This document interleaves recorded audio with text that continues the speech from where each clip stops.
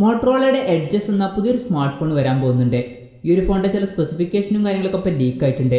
ആ ഒരു കാര്യങ്ങളൊക്കെയാണ് ഈ ഒരു വീഡിയോയിൽ നമ്മൾ നോക്കാൻ പോകുന്നത്. ന്യൂ എന്ന കോഡ് നെയിമിലാണ് ഈ ഒരു ഫോൺ വരുന്നത്.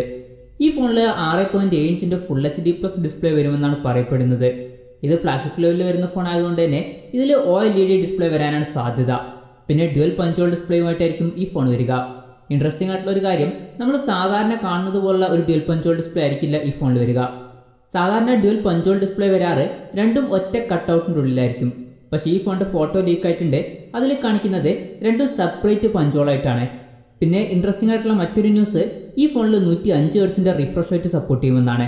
പിന്നെ സ്നാപ്ഡ്രാഗൺ 800 സീരീസിൽ വരുന്ന പ്രോസസ്സറായിരിക്കും ഈ ഫോണിൽ വരിക എന്നാണ് റിപ്പോർട്ട്.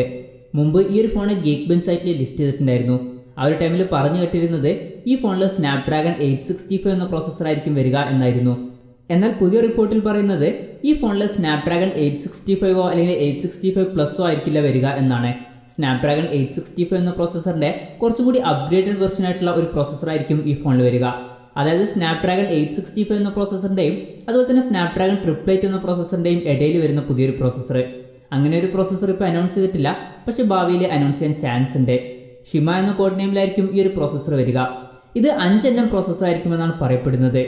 ഇതിൽ 2.7 GHz ക്ലോക്ക് ചെയ്യുന്ന കോർട്ടെക്സ് A78ൻ്റെ ഒരു കോറും പിന്നെ 2.36 GHz ക്ലോക്ക് ചെയ്യുന്ന കോർട്ടെക്സ് A78ൻ്റെ 3 കോറുകളും പിന്നെ 1.8 GHz ക്ലോക്ക് ചെയ്യുന്ന കോർട്ടെക്സ് A55ൻ്റെ 4 കോറുകളും വരുന്നതായിരിക്കും.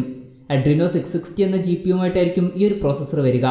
പിന്നെ ഈ ഫോണിലെ ആൻഡ്രോയിഡ് ലാൻ ബേസ് ചെയ്തിട്ടുള്ള സോഫ്റ്റ്വെയർ ആയിരിക്കും വരിക. ക്യാമറയുടെ കാര്യം പറയുകയാണെങ്കിൽ ഫോണിൻ്റെ പിന്നിൽ ട്രിപ്പിൾ ക്യാമറ സെറ്റപ്പ് ആയിരിക്കും വരിക എന്നാണ് പറയപ്പെടുന്നത്. ഇതിൽ മെയിൻ സെൻസർ 64 മെഗാപിക്സലുമായിട്ടായിരിക്കും വരിക. പിന്നെ 16 മെഗാപിക്സലിൻ്റെ അൾട്രാ വൈഡ് ആംഗിൾ ലെൻസും 2 മെഗാപിക്സലിൻ്റെ ഡെപ്ത് സെൻസറും വരുന്നതായിരിക്കും. സെൽഫി ക്യാമറയുടെ കാര്യം പറയുകയാണെങ്കിൽ ഫ്രണ്ടിൽ 16 മെഗാപിക്സലിൻ്റെ മെയിൻ ക്യാമറ സെൻസറും പിന്നെ 8 മെഗാപിക്സലിൻ്റെ അൾട്രാ വൈഡ് ആംഗിൾ ലെൻസും വരുന്നതായിരിക്കും. പിന്നെ ഈ ഫോണിൽ 5000 mAhൻ്റെ ബാറ്ററി ആയിരിക്കും വരിക എന്നാണ് പറയപ്പെടുന്നത്. പിന്നെ ഈ ഫോൺ ഇപ്പം TUV റെയിലും സർട്ടിഫിക്കേഷൻ സൈറ്റിൽ ലിസ്റ്റ് ചെയ്തിട്ടുണ്ട്. അതിൽ കൊടുത്തിരിക്കുന്നത് ഈ ഫോണിൽ 20 വാട്ടിൻ്റെ ഫാസ്റ്റ് ചാർജിങ് ആയിരിക്കും സപ്പോർട്ട് ചെയ്യാനാണ്. പിന്നെ ഈ ഫോണിൻ്റെ ലോഞ്ച് ഡേറ്റിനെ പറ്റിയിട്ടുള്ള കാര്യങ്ങളൊന്നും ഇപ്പോൾ അറിയാൻ കഴിഞ്ഞിട്ടില്ല. അതിനെ പറ്റിയിട്ടുള്ള കാര്യങ്ങളൊക്കെ അറിയുമ്പം അതിനെ പറ്റിയിട്ടുള്ള വീഡിയോസ് നമ്മൾ ചെയ്യുന്നതായിരിക്കും. അപ്പോൾ അതുപോലുള്ള വീഡിയോസ് കാണാൻ താല്പര്യമുണ്ടെന്നുണ്ടെങ്കിൽ ഈ ചാനൽ ഒന്ന് സബ്സ്ക്രൈബ് ചെയ്യാവുന്നതാണ്.